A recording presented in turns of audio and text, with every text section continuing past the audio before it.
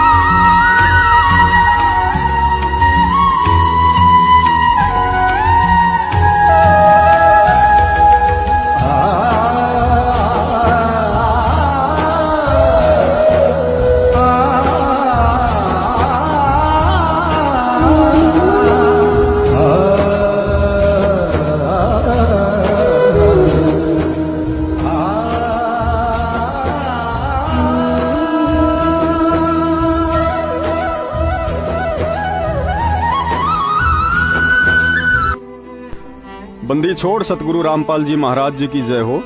परमात्मा की सभी प्यारी आत्माओं को पवन दास जयपुर वाले का सत्साहिब। पुण्यात्माओं, यह वीडियो उन भयभीत भोले भक्तों के लिए है जिन्हें बात बात पर नाम खंड होने का डर लगा रहता है। परमात्मा का तत्व ज्ञान कहता है कि नाम कभी भी खंड नहीं होता है, क्योंकि नाम एक शब्द है और शब्द अखंड होता है। शब्द का किसी भी देश काल या परिस्थिति में विनाश नहीं होता है। परमात्मा की वाणी है कि हम हैं शब्द, शब्द हम माही, हमसे भिन्न और कछु नाही। खंडित केवल मर्यादा होती है। मर्यादा मतलब जिस वक्त सतगुरुदेव जी हमें नाम दीक्षा देते हैं उस समय वे हमें कुछ नियम बताते हैं जिन्हें भक्ति मर्यादा भी कहा जाता है। यदि हम उन मर्यादाओं में रहकर भक्ति करते हैं तो भी नाम अपना काम करता है, और यदि हमसे कोई मर्यादा टूट जाती है और नाम जाप करते रहते हैं तो भी नाम अपना काम करता रहता है। लेकिन मर्यादा खंडित करके भी नाम जाप करने वाले को कुछ सांसारिक लाभ तो मिल सकते हैं, लेकिन वह लाभ प्राप्त नहीं हो सकता जिस लाभ के लिए सतगुरुदेव जी हमें भक्ति करवाते हैं, जैसे मोक्ष। इसीलिए तो हमें सतगुरुदेव जी कहते हैं कि बच्चों, यदि किसी कारणवश आपका नाम खंडित हो जाए तो भी मंत्रों का जाप अर्थात भक्ति नहीं छोड़नी चाहिए। जिस दिन आप अपना नाम शुद्ध करवाते हैं उसी समय परमात्मा आपकी उस सारी कमाई को आपके भक्ति अकाउंट में जोड़ देते हैं। इस बात को अच्छे से समझने के लिए हमें गुरुजी के एक सत्संग का सहारा लेना पड़ेगा। परमात्मा ने अपने एक सत्संग में बताया था कि राक्षस भी पहले भगत थे, लेकिन आगे चलकर उन्होंने मर्यादाएं तोड़ डाली तथा मांस आहार और शराब पीने लगे, लेकिन भक्ति बराबर करते रहे, जिस कारण भक्ति करते रहने से उनके अंदर सिद्धियां आती रही और मर्यादा खंडित होने से कुविचार, और इन्हीं कुविचारों के चलते भक्ति करते हुए शक्ति प्राप्त करके ऋषि मुनियों के धार्मिक अनुष्ठानों में विघ्न डालने लगे और आगे चलकर राक्षस कहलाए। जैसा कि आज उसी राह पर मनवस सतलोक आश्रम मैनेजमेंट हरियाणा चल रहा है। इनकी मर्यादाएं खंडित होने से काल भगवान ने इनके अंदर कुविचार भर रखे हैं, जिसके चलते सच्चाई बता रहे सत्सेवकों को कभी लाठियों से मारते हैं तो कभी माँ बहन की भद्दी गालियां निकालते हैं, और सत्सेवकों के धार्मिक अनुष्ठानों में अपने गुंडे भेजकर या पुलिस थानों में घूस देकर उन्हें रुकवाने का भरकस प्रयास करते रहते हैं। और जब इन्हें टीवी चैनल पर आमने सामने आकर बात करने की चुनौती दी जाती है तो ऐसे छुप जाते हैं जैसे बच्चा अपनी माँ के पल्लू में छुप जाता है। अब हमारे भगत भाइयों को एक शंका हो जाएगी कि गुरुजी तो सत्संगों में कहते हैं कि यदि तुम मर्यादा तोड़ोगे तो नाम खंडित हो जाएगा। जिस प्रकार बच्चा स्कूल में पढ़ने जाता है और समय पर यदि बच्चे की फीस जमा नहीं हो पाती है या बच्चा अनुशासन में नहीं रहता है तो टीचर उसे डराता है कि यदि फीस जमा नहीं करोगे तो तुम्हारा नाम काट दिया जाएगा। लेकिन टीचर नाम काटता नहीं है, क्योंकि उसे पता है यदि नाम काट दिया तो स्कूल का रिजल्ट और बच्चे का भविष्य दोनों खराब होते हैं। लेकिन नाम काटने की कहकर डराता अवश्य रहता है ताकि फीस समय पर जमा होती रहे और बच्चा भी अनुशासन में रहे। इसके अलावा परमात्मा की वाणी है कि अनंत कोटि बाजी जहां हम रचे सकल ब्रह्मंड, गरीब दास मैं क्या करूं यो काल करे जीव खंड।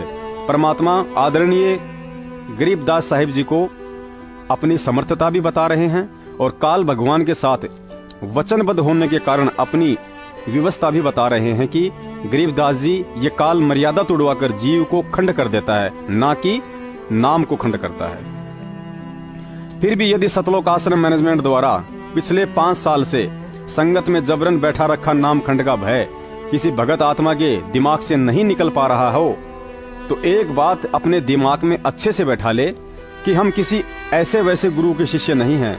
हम अखिल कोटि ब्रह्मांड सर्व सृष्टि रचनहार कुल मालिक कबीर साहिब जी के अवतार जगत गुरु तत्वदर्शी संत शिरोमणि परम संत जगत गुरु सतगुरु रामपाल जी महाराज सतलोक आश्रम हिसार हरियाणा वाले के ज्ञान आधार से उनके वचन के बेटा बेटी हैं।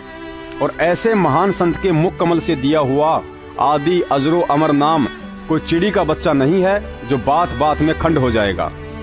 यह अजरो अमर आदि नाम उसी परमात्मा कबीर साहिब जी का है जिन्होंने अपने एक शब्द से सतलोक जैसे अमर लोक की रचना की। उसी शब्द से उन्होंने सतलोक में 16 द्वीपों की रचना की। उसी शब्द से उन्होंने उन द्वीपों में निवास करने वाले 16 पुत्रों की उत्पत्ति की। फिर उसी शब्द से उन्होंने आप और हमारे जैसी अनगिनत असंख्य आत्माओं की उत्पत्ति की। फिर उसी शब्द से उन्होंने 16 संख्य ब्रह्मांड अक्षर पुरुष के और 21 ब्रह्मांड काल भगवान के बनाए। और उसी शब्द अर्थात नाम की चोट जब उन्होंने जोगजीत रूप में तपतशिला पर काल भगवान को मारी, तो गुरुजी ने सत्संग में बताया कि काल भगवान पाताल लोक में जा गिरा था और ऐसी हालत हो गई थी जैसे पंख कटा हुआ पक्षी फड़फड़ाता है। और अंत में उसी नाम की शक्ति से वह परमात्मा आप और हमें काल भगवान के सिर पर पैर रखवाकर सतलोक लेकर जाएगा, जिस नाम के खंडित होने का भय दिखाकर सतलोक आश्रम मैनेजमेंट पाठ व ज्योति के नाम पर लूट रहा है और 4 बार हिसार तारीखों पर भेजकर वहां प्रशासन को भड़काकर गुरुजी के लिए मुसीबतें पैदा करवा रहा है। संगत विचार करे, यदि सतलोक आश्रम मैनेजमेंट की मानकर चलें तो जो नाम सतगुरु रामपाल जी महाराज जी के ज्ञान और भक्ति विधान के विपरीत कार्य करने से भी खंडित नहीं होता है, जैसे कि सतलोक आश्रम मैनेजमेंट ने परमात्मा के हंसों को बरवाला कांड में कमांडो बनाया और उनके अनुसार फिर भी नामखंड नहीं हुआ। बरवाला कांड में परमात्मा के हंसों के हाथों से सुमरनी और मंत्र कार्ड छीनकर पत्थर, पेट्रोल बम और बंदूकें पकड़वा दी और फिर भी नामखंड नहीं हुआ। हिसार जेल में लीला करने जा रहे गुरुजी को रोकने के लिए भक्तों को ढाल बनाकर उन्हें गुरुद्रोही बनवा डाला, फिर भी उनका नामखंड नहीं हुआ। तो भाई फिर वह नाम बरवाला कांड की असली सच्चाई बता रहे सत्सेवकों की शक्ल देखने से, किसी सत्सेवक से फोन पर बात करने से या सत्सेवकों के वीडियो देखने से, व्हाट्सएप, फेसबुक और यूट्यूब पर उनके संदेश पढ़कर सच्चाई जानने से आखिर कैसे खंड हो जाएगा। और फिर भी यदि हमारी शक्ल देखने से या फोन पर बात करने मात्र से ही यह अजरो अमर नाम खंड हो जाता है, तो विचार करना परमात्मा का नाम बड़ा हुआ या हम 2 कौड़ी के गंदी शक्ल वाले सत्सेवकों का थोबड़ा बड़ा हुआ जो परमात्मा के नाम को भी खंडित कर देते हैं। अर्थात सतलोक आश्रम मैनेजमेंट द्वारा नाम खंड का भय दिखाकर संगत में कोरा पाखंड फैलाया जा रहा है। हमें उन आत्माओं की अज्ञानता पर बड़ा खेद होता है जो सत्सेवकों की शक्ल देखने से इतनी घबराती हैं कि हमारा नाम खंड हो जाएगा। और अफसोस इस बात का है कि जो लोग एक भगत की शक्ल देखने से और बात करने से इतना डरते हैं, वे कल को शरीर छोड़ने के बाद त्रिकुटी तक 12 करोड़ बुरी बुरी शक्ल वाले यमदूतों का सामना आखिर कैसे करेंगे। और दुख इस बात का है कि यमदूतों की शक्ल देखने से जब उनका नाम खंड हो जाएगा तो उस समय बेचारे शुद्ध कहाँ करवाएंगे, और शुद्ध नहीं हुआ तो सतलोक कैसे जाएंगे। आज मूर्खता में बात बात पर नामखंड से डरने वाले भगत विचार करें। जब 2006 से 2008 यानी जब गुरुजी 22 महीने रोहतक जेल में थे, उस समय कहीं कोई नामदान केंद्र नहीं था और न ही कहीं शुद्धिकरण होता था। तो क्या उन 22 महीनों में किसी का नामखंड नहीं हुआ था? और यदि किसी का नामखंड हुआ था तो उस समय उन भक्तों ने कहाँ शुद्ध करवाया था? उन 22 महीनों तक ना कोई नामदान केंद्र खुला था और ना ही कोई शुद्ध करने वाला था। फिर भी जेल से आने के बाद गुरुजी ने अपने मुख कमल से कहा था कि बच्चों, काल मेरे एक भी पौधे का कुछ नहीं बिगाड़ सका। फिर आज भगत समाज क्यों इतना डरा हुआ है? आज भी तो वही नाम और वही परमात्मा है, या फिर सतलोक आश्रम मैनेजमेंट द्वारा जानबूझकर भक्तों को नामखंड का भय दिखाकर डराया जा रहा है। और इसी डर की आड़ में पिछले 5 साल से लाखों भक्तों का जमकर आर्थिक व शारीरिक शोषण किया गया है। सतलोक आश्रम बरवाड़ा में यदि किसी भगत भाई बहन या बच्चे का नामखंड हो जाता था तो गुरुजी ने कभी नहीं कहा कि आपको आश्रम में 4 हाजिरी लगानी पड़ेगी और ट्रेन की टिकट भी दिखानी पड़ेगी, बल्कि गुरुजी कहा करते थे कि बेटा पहले अपना नाम शुद्ध करवा, वरना काल भगवान का दाव लग सकता है।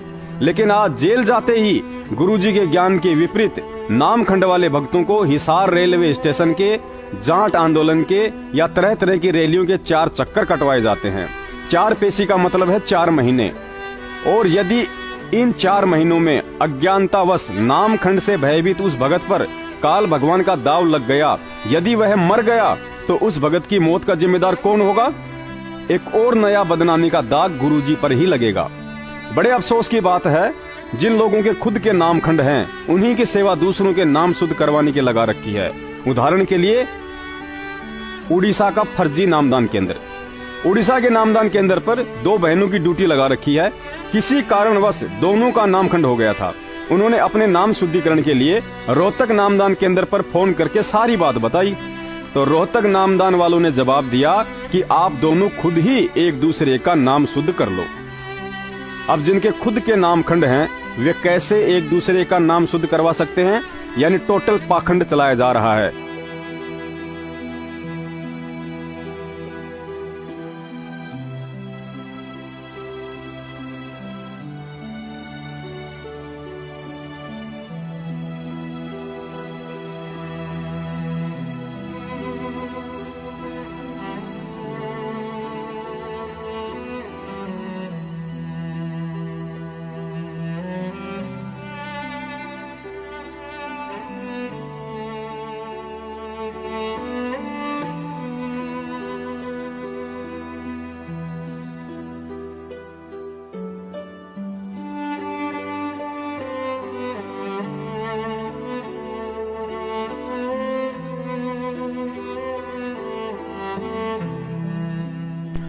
जिस सतलोक आश्रम मैनेजमेंट के द्वारा आज वर्तमान में जगह जगह भोले भक्तों से पैसे ऐंठने के लिए नामदान रूपी दुकानें खोली जा रही हैं, आपको यह जानकर हैरानी होगी कि इसी मैनेजमेंट ने सतलोक आश्रम बरवाला में गुरुजी की आंखों तले उन्हीं का आदेश बताकर एक बहन को आश्रम में अलग से गुरु बना दिया था, और उस बहन से अन्य भोले भाले भक्तों को गुरुजी का आदेश बताकर नामदान भी दिलवाने लग गए थे।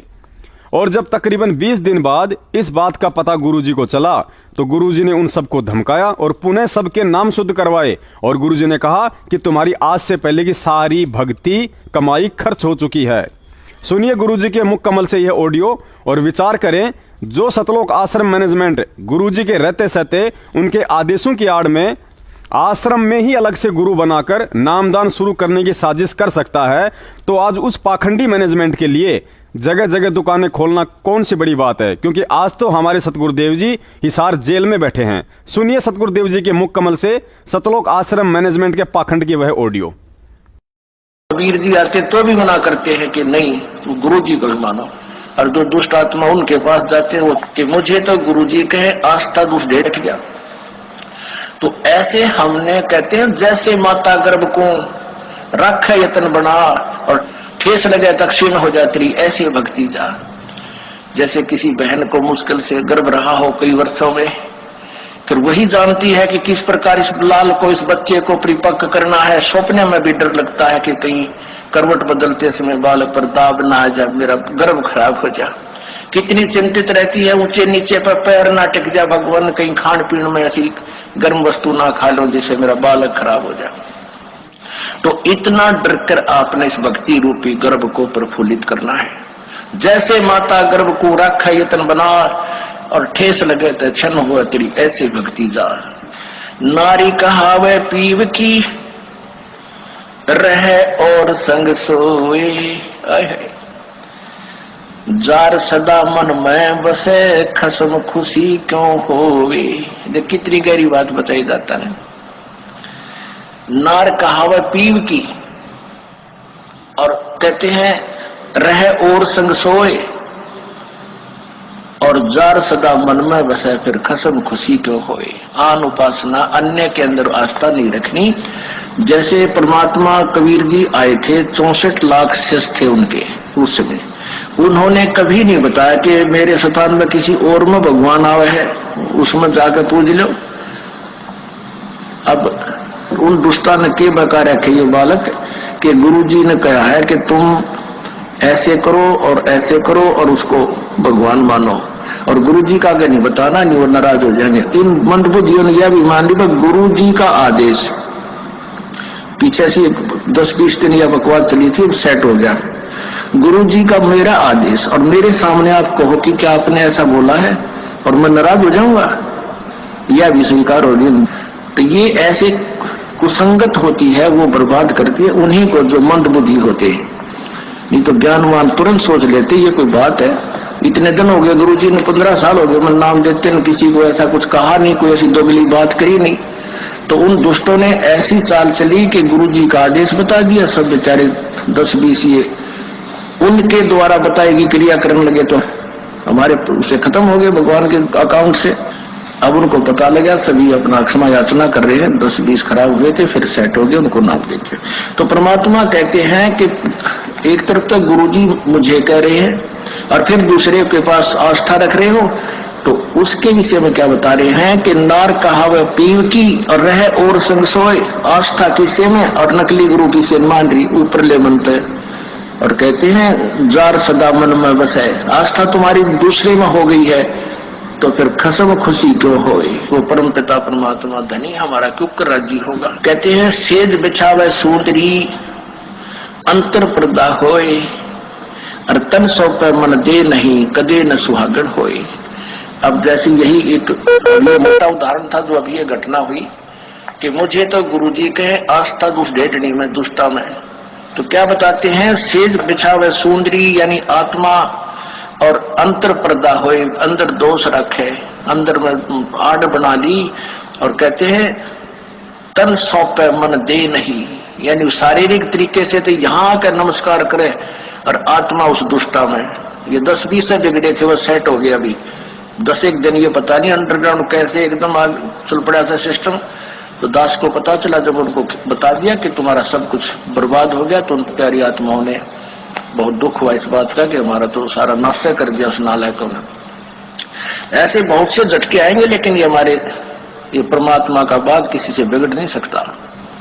ये तो पूरे ब्रह्मांड में छावागार, ये बड़े बड़े ये टीरी खा ये ढाने हमने, ये बड़े बड़े पंथ बन रहे, ये नए कुतरू आगे थोड़े हमारी संगत को खराब कर सकते हैं। पुण्यात्माओं, सत्सेवकों का उद्देश्य केवल संगत को सबूत आधार पर सत्य से परिचित करवाना है। मैनेजमेंट की तरह किसी पर कोई जबरन दबाव देना नहीं है। हम केवल प्रार्थना कर सकते हैं, मैनेजमेंट की तरह नामखंड का भय नहीं दिखा सकते और ना ही ज्योति पर हाथ रखवाकर कसम दिला सकते हैं, जैसा कि सतलोक आश्रम मैनेजमेंट का एक सिपाही डॉक्टर संदीप गुड़गांव वाला भोले भक्तों के साथ करता रहता है। गुरुजी का यह छोटा सा 1 मिनट का वीडियो ध्यान से सुनिए और इसे सुनकर फिर गहनता से विचार करना और बात बात पर नामखंड का भय अपने दिलो दिमाग से निकाल फेंकना, जिसमें गुरुजी ने नामखंड की सबसे बड़ी पहचान क्या बताई है। गुरुजी ने कहा है कि जिस दिन आपको अपने गुरुजी की शकल दुश्मन जैसी दिखाई देने लगेगी, उस दिन आपका नामखंड होगा। सुनिए परमात्मा के मुख कमल से यह वीडियो। सदा चित दीजय जीवन जन्म सफल कर लीजय, गुरु भक्ता मम आत्म सोई, वाके हृदय रहूं समोई। अब फाइनल फैसला कर दिया गुरु परमात्मा ने, कबीर जी ने, कि गुरु भक्ता मम आत्म सोई। जो गुरु जी का सच्चा भक्त है, जैसी लगन गुरु जी में है, उसकी सच्ची श्रद्धा गुरु जी के ऊपर है, तो गुरु भक्ता मम आत्म सोई, वो मेरी आत्मा है। वो मुझे प्यारा लगता है जो गुरु जी के साथ निष्कपट भाव से सच्चा भक्त है उसका। गुरु भक्ता मम आत्म सोई, वाके हृदय रहूं समोई। मैं उसके हृदय में समाया रहूंगा। जब तक आपके हृदय में प्रभु समाये रहेंगे तो आपकी श्रद्धा भगवान में बनी ही रहेगी। आपके मन में जरा सा भी मैल दास के प्रति आएगा, किसी भी पॉइंट से, भगवान वहां से हट जाएगा। जब भगवान का पंजाब से हट गया तो आप नदी को बद सोचोगे, सारी उल्टी भावना बन जाएंगी। आज ये दास आपको अच्छा लगता है, फिर आपको दुश्मन दिखाई देगा, क्योंकि काल प्रवेश कर जाएगा। जब आपका नाम खंड हो जाएगा, ये पहली पहचान होगी, आपकी रुचि नहीं बनेगी इस दास में। उसका तरीका यही है कि फिर आपको ज्ञान है भगवान का तो फिर आइए, और किसी भी कारण से आपका नाम खंडित है, उपदेश दोबारा मालिक के चरणों में विनती कीजिए और उपदेश पुनर्प्राप्त कर लीजिए, फिर आपका फिर कनेक्शन जोड़ देगा। बहुत दयालु है प्रभु। परमेश्वर की वाणी है कि मुर्दे को भी देत है कपड़ा पानी आग, जीवित नर चिंता करे ताका बड़ा अभाग। वह दयालु परमात्मा तो मुर्दे शरीर के लिए भी शमशान में कपड़ा पानी और अग्नि तक का प्रबंध करवाता है, फिर तू तो जीवित प्राणी है और ऊपर से सतनाम जैसी अमृतमयी दुख भंजन जड़ी बूटी लेकर भी यदि कोई छोटी मोटी समस्या आती है तो क्यों इस अखंड नाम पर शक कर बैठता है। सतगुरुदेव जी ने बताया कि गरीब कच्चा हीरा कृच होए नहीं सहे घनबार, ऐसा यह मन हो रहा लेखा ले करतार। इस वाणी के माध्यम से गुरुजी ने हमें समझाया कि आपके जीवन में आने वाली परेशानियां कुछ तो आपके अपने पूर्व जन्मों अर्थात प्रारब्ध कर्मों के कारण आती है, जो स्वाभाविक हैं। ये प्रारब्ध कर्मों वाली परेशानियां भी हमारे ऊपर कहर बनकर टूटनी थी, लेकिन परमात्मा की वाणी है कि संत शरण में आने से आई टले बला, जय मस्तक में सूली हो व कांटे में टल जा। परमात्मा की शरण ग्रहण करने से और सत मंत्रों के जाप से उन पहाड़ जैसे दुखों को भी वह मालिक बहुत हल्का करके हमारे समीप आने देता है। और अज्ञानतावश इसमें भी हम दुख मान लेते हैं कि परमात्मा ने मेरी रक्षा क्यों नहीं की, कहीं मेरा नाम तो खंडित नहीं हो गया है।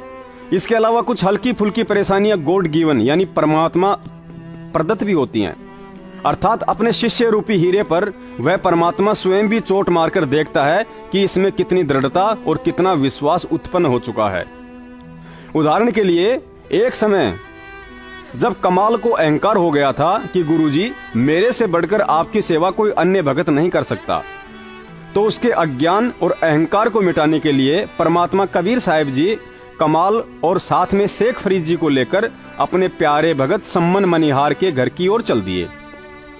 लेकिन उधर परमात्मा पर अटल विश्वास और भक्ति में दृढ़ता होने के बावजूद भी सम्मन का परिवार बेहद आर्थिक मंदी के दौर में जी रहा था। सुबह के भोजन का प्रबंध हो जाता था तो शाम को उम्मीद नहीं दिखती थी।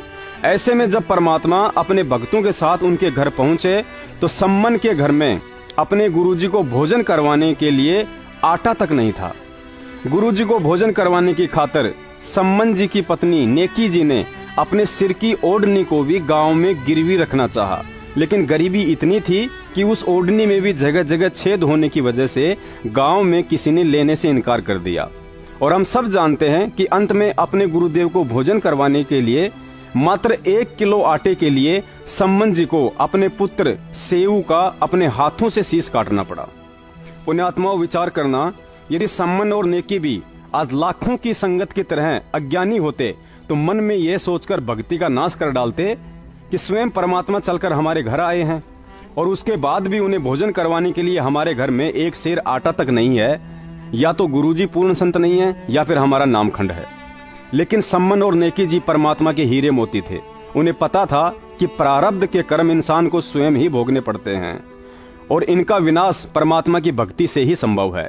पुण्यात्माओं, यहाँ विचार करना, सम्मन जी का परिवार जैसे भी सुख दुख में था, परंतु गुरुदेव की दया से 2 वक्त का खाना खाकर सोता था।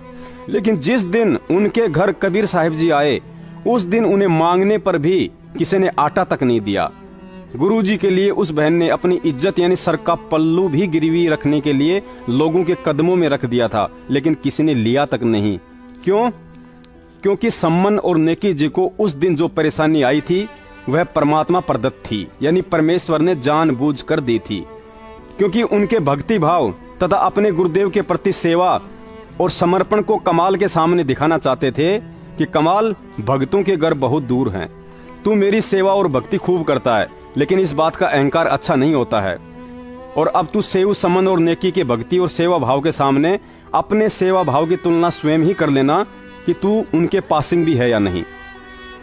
लेकिन आज तत्व ज्ञान को तकिए के नीचे सिराने रखकर सोने वाली लाखों की संगत में यदि किसी को लगातार 10 दिन खांसी और 5 दिन जुकाम रह जाती है, हल्का सा सिर दर्द और राह चलते चलते गलती से ठोकर भी लग जाती है, या व्यवसाय में जरा सा घाटा हो जाता है, तो थैला उठाकर भाग लेता है हिसार की 4 तारीखों की टिकट जमा करके नामदान केंद्रों पर नाम शुद्धिकरण के लिए। लेकिन कभी विचार तक नहीं किया कि पहली बात तो ये नामदान केंद्र फर्जी, ऊपर से नाम शुद्धिकरण के लिए उन्हीं लोगों की सेवा लगा रखी है जिनके पहले से ही नाम खंड चल रहे हैं। फिर ऐसे में तुम्हारा क्या खाक नाम शुद्ध करवाएं। पुण्यात्माओं, एक सत्संग में परमात्मा ने स्पष्ट कहा था कि यदि सतलोक आश्रम बरवाला में बार बार नाम खंडित करने वालों का चाहे मैं स्वयं भी नाम शुद्ध करवा दूं, लेकिन जब तक उस आत्मा को उसके दोष के लिए परमात्मा माफ नहीं कर देता तब तक उनका नाम शुद्ध नहीं हो सकता है। फिर ये गांव गांव में फर्जी दुकान खोलकर बैठे नकली भक्तों की तो औकात ही क्या है। पहले ये अपना तो नाम शुद्ध कर लें जो पिछले 5 साल से इन्होंने परमात्मा के द्रोही सतलोक आश्रम मैनेजमेंट की गुलामी करके खंडित कर रखे हैं। 650 साल पहले परमात्मा के पूरे भारतवर्ष में 64 लाख शिष्य थे, जिसमें पाकिस्तान, काबुल, कंधार, अफगानिस्तान, बांग्लादेश, नेपाल, भूटान आदि शामिल थे। यहाँ तक कि श्रीलंका जैसे दूसरे देश में भी कबीर साहिब जी के शिष्य थे। लेकिन उस समय परमात्मा कबीर साहिब जी ने रामानंद जी के काशी वाले आश्रम के अतिरिक्त ना ही तो कहीं कोई नाम केंद्र खोल रखा था और ना ही कहीं नाम शुद्धिकरण करने के लिए कोई सेंटर खोल रखा था। और उसी विधान पर देश विदेश में अपने 15 लाख शिष्य होने के बावजूद भी पिछले 23 साल से संत रामपाल जी महाराज जी सतलोक आश्रम बरवाला के अतिरिक्त कहीं कोई नामदान केंद्र या शुद्धिकरण के लिए सेंटर नहीं खोल रखा था। लेकिन उनके जेल जाते ही सतलोक आश्रम मैनेजमेंट वालों ने मनमुखी रूप से ज्ञान और भगवान का अपने नाम रजिस्ट्रेशन करवाकर उनके विधान को तोड़कर जगह जगह दुकानें खुलवा डाली, जिसके चलते अज्ञानता में भगत समाज का भक्ति और मर्यादाओं से भय खत्म होता जा रहा है। सोचते हैं कोई बात नहीं, अगर नाम खंडित भी हो जाएगा तो एक दिन में कौन सा पहाड़ टूट जाएगा। नामदान केंद्र पर मेरे मामा जी की खुद ही तो सेवा है, जाकर शुद्ध करवा लूंगा। मेरे से तो कोई यह भी पूछने वाला नहीं है कि आप 4 बार हिसार गए या नहीं।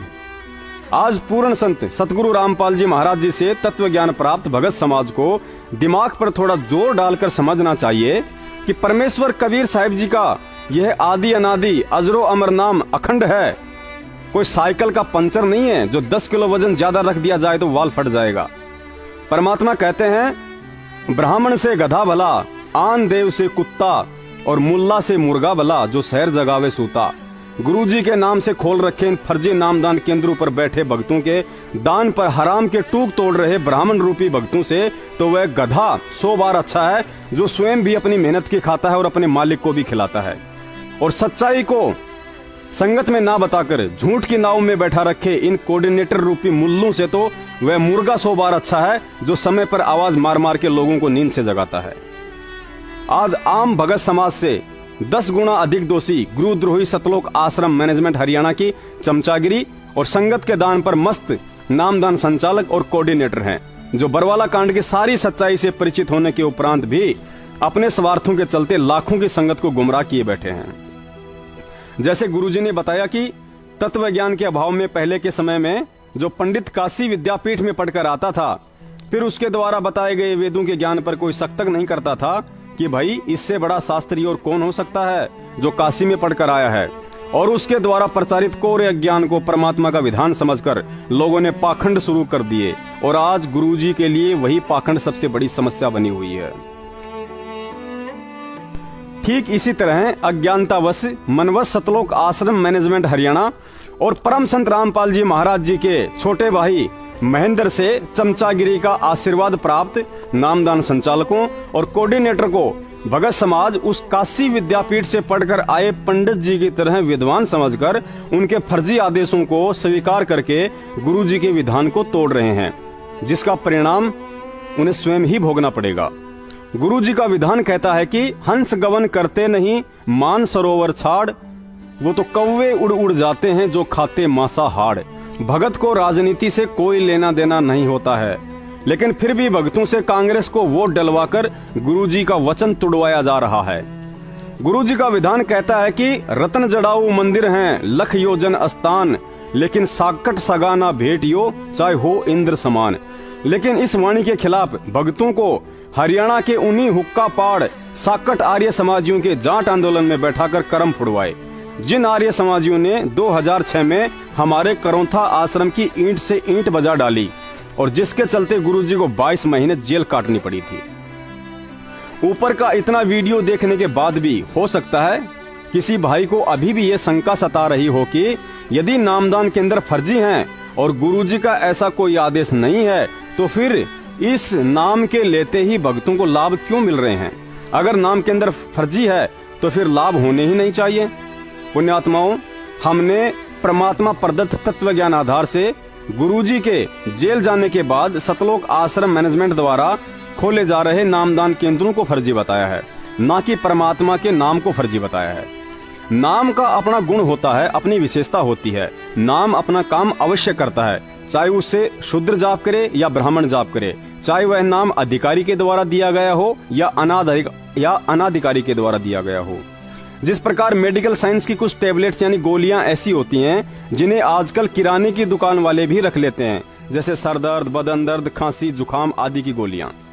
अब यदि बुखार से पीड़ित व्यक्ति वह गोली किराने की दुकान से ले या चाहे डॉक्टर से ले, उसे वह लाभ अवश्य प्राप्त होता है जो वह गोली दे सकती है। लेकिन वह किराने की दुकान वाला कैंसर के मरीज का ऑपरेशन या इलाज करने में सक्षम नहीं है। कैंसर का इलाज तो कैंसर का डॉक्टर ही कर सकता है। और यदि कोई किराने की दुकान वाला कुछ पैसों के लालच में औजार लेकर बैठ जाए और कहे कि मैं कैंसर का भी इलाज करता हूं, और कैंसर ग्रस्त व्यक्ति उस दुकान वाले से इलाज करवाता है, तो सर्वविदित है ना ही तो वह किराने की दुकान वाला ऑपरेशन करने में सक्षम है और ना ही उस व्यक्ति को समझदार कह सकते हैं जो उसी को डॉक्टर समझकर इलाज करवाने के लिए बैठ जाता है। अंत में खुद भी कानूनी शिकंजे में फंसेगा और मरीज को भी जान से हाथ धोना पड़ेगा। कुछ ऐसा ही वर्तमान में आप और हमारे साथ घटित हो रहा है। दुनिया को कैंसर से भी भयंकर रोग है जन्म और मरण का, और तत्व ज्ञान कहता कि इस रोग का दुनिया में केवल एक ही डॉक्टर है, जिनका नाम है जगत गुरु तत्वदर्शी संत रामपाल जी महाराज। और फिलहाल वे अपने ही भाई और मैनेजमेंट की नालायकी के चलते हिसार जेल में हैं। और कुछ पैसों के लालच में यदि बाहर उनके ऑपरेशन वाले औजार अर्थात नाम दीक्षा की डीवीडी लेकर मनमुखी होकर दुकान खोलकर कोई नालायक बैठ जाए, तो उसे क्या कहेंगे? समझदार या पागल? और ऐसे पागलों के पास जो स्वयं जन्म और मरण के रोग से ग्रसित हैं, उनके पास आकर कोई अपना रोग कटवाने की सोचता है तो समझदार उसे भी नहीं कहा जाएगा। दूसरी बात, जो व्यक्ति अनजाने में इन नामदान केंद्रों पर नाम दीक्षा लेने के लिए जाता है, हम उसकी गलती नहीं मानते हैं, क्योंकि जब भी कोई आत्मा परमात्मा का तत्व ज्ञान सुनती है तो वह नाम दीक्षा लेने की इच्छा व्यक्त करता है, और उस समय उसे सतलोक आश्रम मैनेजमेंट की साजिश और बरवाला कांड के विषय में जानकारी नहीं होती है। लेकिन वह आत्मा इस ज्ञान आधार से गुरुजी को पूर्ण संत व परमात्मा समझकर ही नाम दीक्षा लेती है, जिस कारण नामदान के अंदर फर्जी होने के बावजूद भी परमात्मा उस दुखी आत्मा को अपने कोटे से भी कुछ लाभ देता है, ताकि मेरे बाहर आने तक इसकी आस्था भक्ति में बनी रहे। वरना काल भगवान ने तो जगह जगह ये फर्जी नामदान केंद्र खुलवाकर ऐसा जाल बुना था कि नाम यहाँ से लेते रहेंगे, आत्म कल्याण वाला लाभ यहाँ से होना नहीं, और ये सारे के सारे जीव मेरे ही कोल्लू में पिसते रहेंगे। परमात्मा कहते हैं, भक्त सोही जो भय नहीं आने, अर्थात एक सच्चा भगत कभी भी डर को अपने आसपास नहीं आने देगा, क्योंकि जिन्हें अपने गुरु पर, उनके ज्ञान पर और उनके द्वारा दिए गए नाम पर पूर्ण विश्वास होता है, वे कभी किसी के डराने से भी नहीं डरते हैं। पुण्यात्माओं, सत्य को सत्य कहना और अन्य ठगे जा रहे लोगों को वास्तविकता से परिचित करवाना किसी की निंदा या चुगली नहीं होती है। गुरुजी कहते हैं, सांचा शब्द कबीर का प्रगट किया जग माही, जैसे को तैसा कहे सो तो निंदा नाही। बल्कि संगत को सतगुरुदेव जी का शुक्रिया अदा करना चाहिए कि इस समय आपने हम तुच्छ जीवों को भ्रमित होने से बचाने के लिए अपने कुछ सत्सेवक बच्चों को निमित्त बनाया, जो हर एक सच्चाई सबूतों के साथ दिखा रहे हैं। अतः अंत में आप सभी मालिक की प्यारी आत्माओं से हम 2 कौड़ी के तुच्छ से सत्सेवकों की यही प्रार्थना है कि जिस दिन आपको सतलोक आश्रम मैनेजमेंट और बरवाला कांड की हकीकत का पता चल जाता है और फिर भी आप उन्हें दान, ज्योति और पाठ का पैसा देते हैं, हिसार पेशियों पर जाकर बेवजह प्रशासन को परेशान करके गुरुजी के लिए मुसीबतें पैदा करते हैं और इनके धरने रैलियों में जाकर दुनिया के सामने गुरुजी की छवि को धूमिल करते हैं, तो आप जी पर वह वाणी स्वतः ही लागू हो जाती है कि जान बूझ सांची तजे, करे झूठे से ने, जाकी संगत है प्रभु शौपन में भी ना दे। ऐसी आत्माओं से परमात्मा हमेशा के लिए दूर हो जाते हैं। सत साहेब।